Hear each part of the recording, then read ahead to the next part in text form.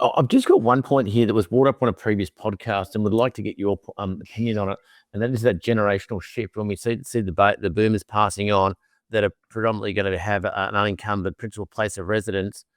What do you see any significant dent in the supply issue from that getting passed down through their hands, or is that just a complete nonsense? I don't understand the question. Generate when boomers are when they die and pass on that actually own the principal place of residence, will that create an oversupply of stock coming to the market, or help out with that over that period of time when that generation does pass through?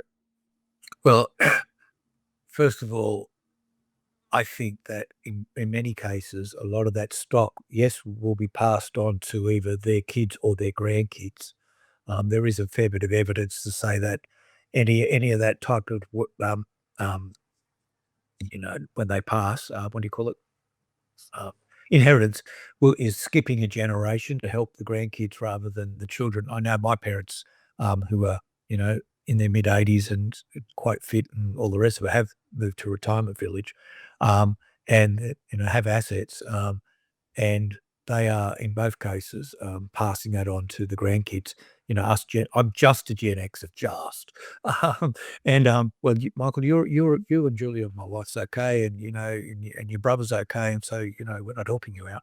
So, but the second thing is the house, the house that they sold.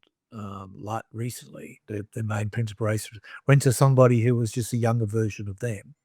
And I suspect that in many cases, though, if people are passing assets on to their family, and interestingly, families don't live far from each other, often in the same city for the majority.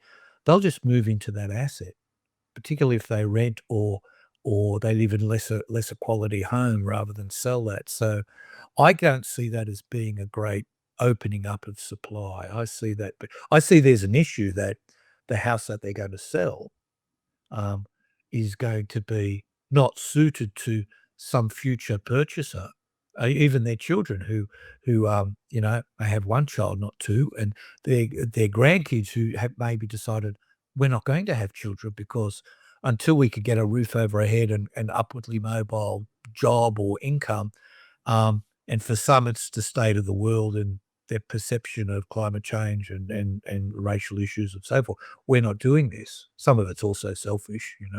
Uh, we like doing the things we like to do, and having a child seems too hard. It's all their decisions.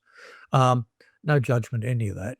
Um, there's an issue there with the house being too big, built for a large family, you know, all those type of things, which potentially there's a big audience for, being multi-generational living, but that house will probably need some substantial retrofitting so that that actually can really happen, not shared bathrooms, not, bedrooms in the same locations in the house. It's a whole range of things that if you were to start again, you would design a house differently. But we'll keep that for the event rather than talking about Yeah, it's it's interesting talking about these wide range of topics because when we were earlier on a phone call discussing your keynote speech, we were going through some of the topics, right? And you mentioned the who, what, where, and when. And on when you're on stage, you're going to be talking about who is buying, what they're buying, where they're buying, and obviously the different time frames on when people are buying, and going through future growth outlooks and digging deeper on these types of topics. And if any of this is of interest to you guys, we've got a link in the description down below. March 7th and 8th, Unemployable Property, Burley Heads at the Margin, Find Fund Develop event where we actually educate people on a lot of these topics. And again, Michael's going to be speaking there for well over an hour with some Q&A involved as well. So if any of these topics are of interest, we will definitely be diving deeper.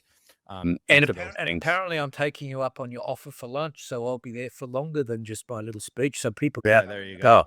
We'll come have to make sure. And then I can give them a business card, and they can ring me up and employ me to do something. No, I'm only joking. Yeah, We'll have a bad jury lunch as well. honestly, he's not cheap, right? I'm the one that actually did the transfer, so there's a lot of value that you're bringing to the table. Our expectations are extremely high, Michael. Okay, well then I better send one of the border collies in. Now.